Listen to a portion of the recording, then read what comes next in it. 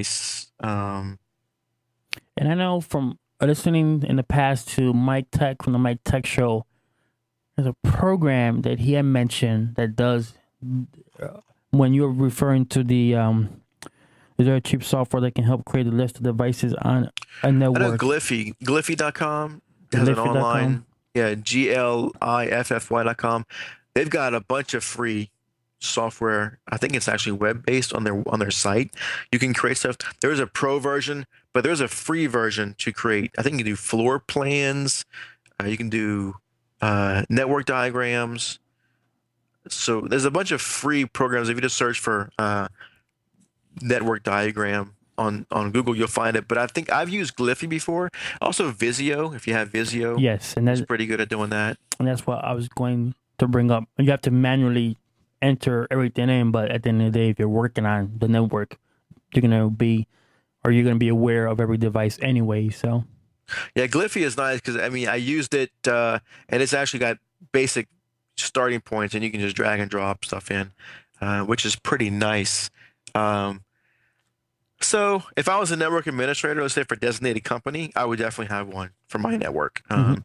But it's for 200 small businesses that we support, we kind of just know the larger ones. Now, the only thing what I'll give my client whatever they ask for. If they want it, they got it. It's their business, it's their network, it's their computers. They can have it. But normally what we do is we make sure that they know, or at least the office manager or the owner, they know the administrator username and password.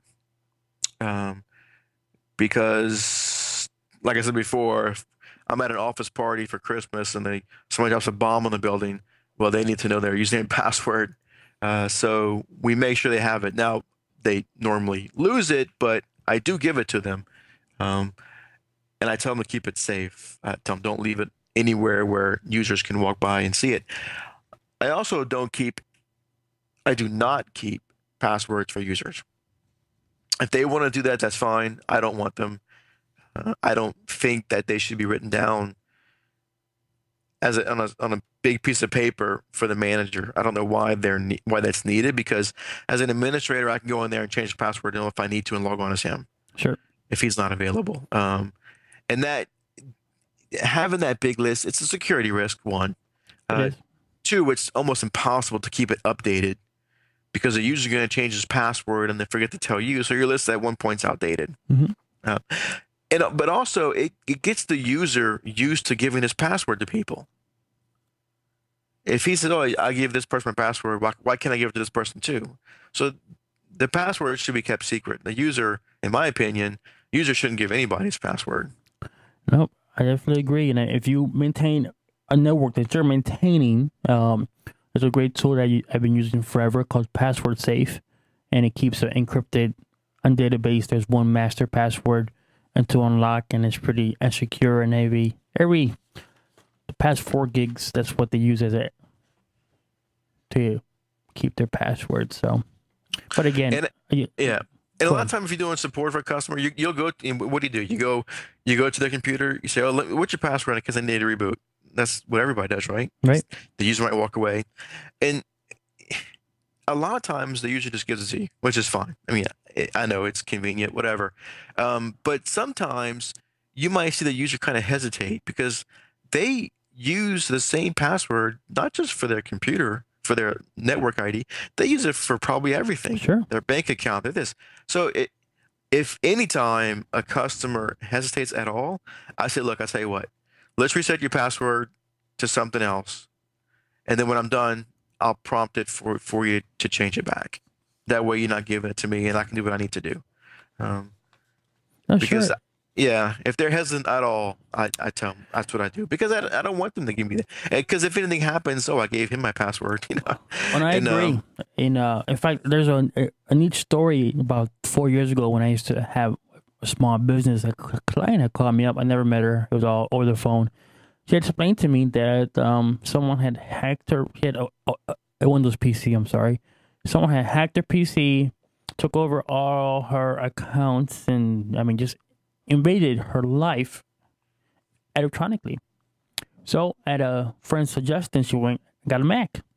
So she kind of tossed the well, she discarded the Windows, the PC, so she got a Mac. Thought that she was safer, and the guy would email her, would send. I mean, it was really it almost. I told her to contact the police. It was that bad. So then, okay, like the Mac is just not gonna do. So she went out and bought a I think she had a friend install Linux on there, from what I remember, and the same deal. And she goes, "I've been to so many people, and I just don't know what's going on. I need you to help me out." And by me telling you that story, Matt, what do you think? The first question I asked her. The first question you asked her. So she went to three different PCs, 3 different operating systems, and she still. Have you changed your password? Yep. I said, "Have you changed your email password?" No. And Ron, total sweetheart, just didn't comprehend that it wasn't the local PC she was using. It was she had not changed the passwords to her email to all these other sites, and I mean it's like a 3-month the battle. So she called me a month later, saying that she was able to reset all of her passwords. She changed her email address and all this kind of fun stuff that not really fun. It's kind of a headache, but what Matt's saying is like, these people are married to their password. So when you get a reaction like, you want to know my password? It's probably because they use the password for multiple things. So, yeah.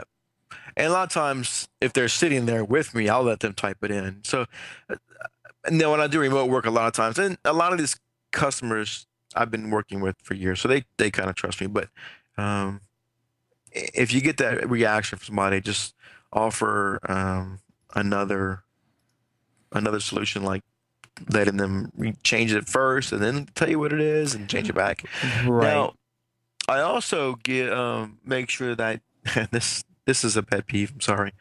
I give them the SSID and password for if they have wireless network. I give that to them.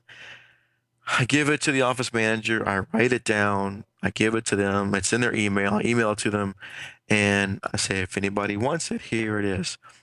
But inevitably, they call me. What's the wireless password? I get it from almost every client all the time, even though they have it. So that tells me if I ask them what the admin password is I gave them, they wouldn't know that either, because they can't find the paper with the wireless access code. Normally what I do when they ask me for that, I find the email that I sent them and resend it to them, and advise them to print it and keep it in a safe place. Which I love when you get the one client saying, "No, you never sent me that." "No, I'm pretty sure I did." "No, you never sent me that." Okay. So then I go, instead of sending a new email, I forward the original email from you know, that, and then you never hear a peep. No, even when I do that, I'll get another call. Really? 6 months later. Oh, yeah. Well, I have the same person call me every few months because somebody got a new phone or a new whatever, and they need to connect to the wireless network, and I must not have given it to them before. So, yeah, it happens all the time. All right, cool. So, well, hopefully we answered your question there, Adam, and we'll go to your second question. Oh, yeah, one more thing for this. Yeah. If the client wants this provided, like if they say, okay, I want you to provide me with a network layout, that's billable work. So one reason I might not do this in this detail with a binder is because, one, I don't need it. I know how the network is laid out. We have it documented internally. If they want that documented to that level for their records, that's all going to be billable time. Mm-hmm. And I've never had a client ask me for that.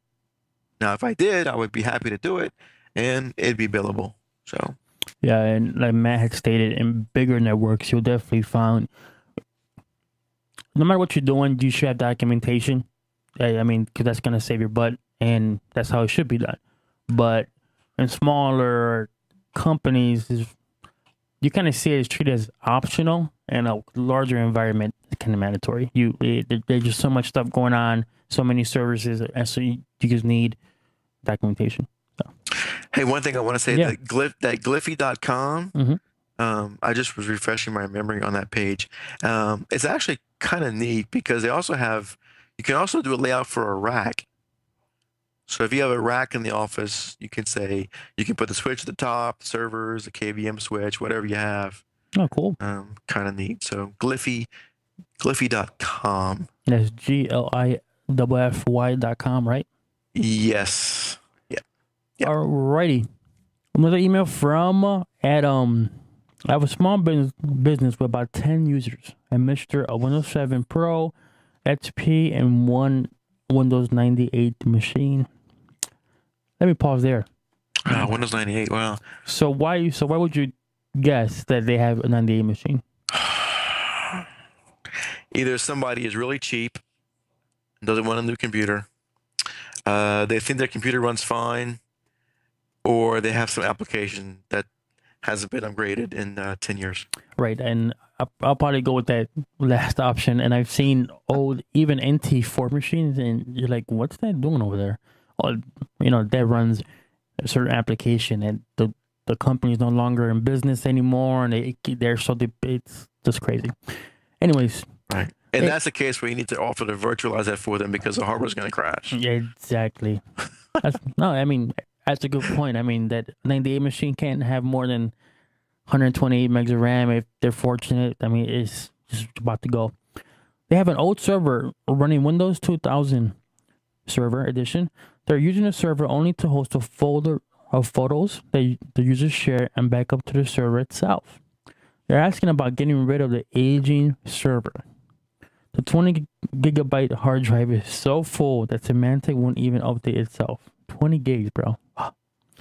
That's about hosting a photos folder in one of the other desktops and going with our online backup instead, eliminating the need for a server.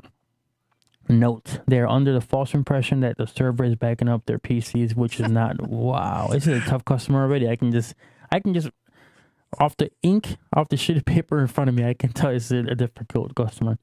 While I think going to an online backup solution for the PCs as Mozy or Carbonite is a good idea, I don't think hosting a folder from one or the other PCs is good, because if that PC failed or someone shared it off, the folder would no longer be available to other users, or at least temporary. And also, if you ever go past 10 PCs, the 11th, the person won't be able to access that share. Right. I was wondering what your recommendation would be. I'm thinking about looking into a combination of an online backup, a NAS device. Your thoughts? I don't personally have experiences with NAS devices yet, so something I'm researching. All right. First thing, I don't like NAS devices.